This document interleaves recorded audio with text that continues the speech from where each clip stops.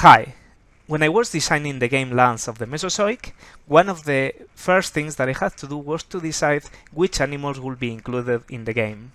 Although the game has well over 100 different animals, each with their individual cards, a lot were left out too.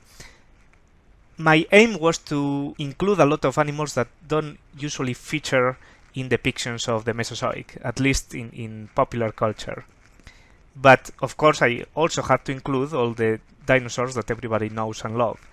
And I got to the point where I had to design the card of the T-Rex, the Tyrannosaurus.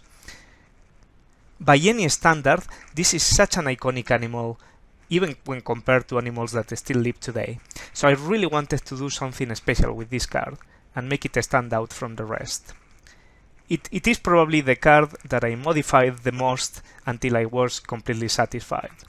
And even then, during the playtesting of the game, this card also was modified several times to make it balanced. So one of the things that stand out about this card is the fact that it's worth 7 points at the end of the game. To put it into perspective, the next best is 5-point cards, and there's probably only a couple of them in the game. So this is 2 points above the highest card in the game, and the majority of cards will be between 2 and 3 points, most of them. But we are not done yet. In addition to having a value of 7 points at the end of the game, the Tyrannosaurus card also allows you to gain a victory point token of value 1 every time it is activated. Many carnivore cards and some herbivore cards too, but mostly carnivore cards, allow you to gain victory point tokens of values between 1 and 3. An example of this is the Velociraptor card, which has the ability, when it's activated, of paying 2 cards, this is discarding 2 cards from your hand into their corresponding discard piles to gain a victory point token of value 1. Now the ratio of 2 cards to 1 point is not great, you probably won't be doing this very often. However, the game has race goals that reward the first player to achieve certain milestones.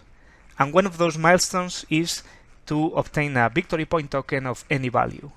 So you are encouraged to use this ability of paying 2 to gain 1 victory point token early in the game, so you can claim that race goal, which will give you an extra 2 points. So that will give you 3 points for 2 cards, which is very much worth it. 2 cards for 1 point, not so good. At the end of the game also, in period 3, there are some cards of the period deck that give discounts or allow some carnivore cards to play their abilities for free. So even if you are not using their ability very often, having cards like Velociraptor at some points of the game is very useful. Also, there are other cards that synergized quite well with these carnivore cards, like for example Archaeopteryx. So Archaeopteryx, when it's in play in an ecosystem, the abilities of all the other carnivore cards in play have a discount of 1 card. So the Velociraptor, in this case, will only have to pay 1 card to gain 1 victory point, which is much better value. This is equivalent to the ability of Ceratosaurus, which only has to pay 1 card to gain a victory point token of value 1. However, the Ceratosaurus is a large carnivore that can only be put into play from period 2, and it has a very high cost of a medium herbivore and 2 large herbivores, so it's quite hard to get into play. But it has the best ability of paying cards to gain victory point tokens. But as we have said before, Tyrannosaurus doesn't even require to pay anything to gain a victory point token. So this card might start to sound to you like it's overpowered, but there is a catch. First, if you look at the cost of this card, it's way beyond any other cards in the game. So it might give you the most points and have the best ability of any card in the game, but also it has the highest cost of the game by a long shot. You have to pay 4 cards, which is a lot of cards. There is not many cards that require you to pay more than 3.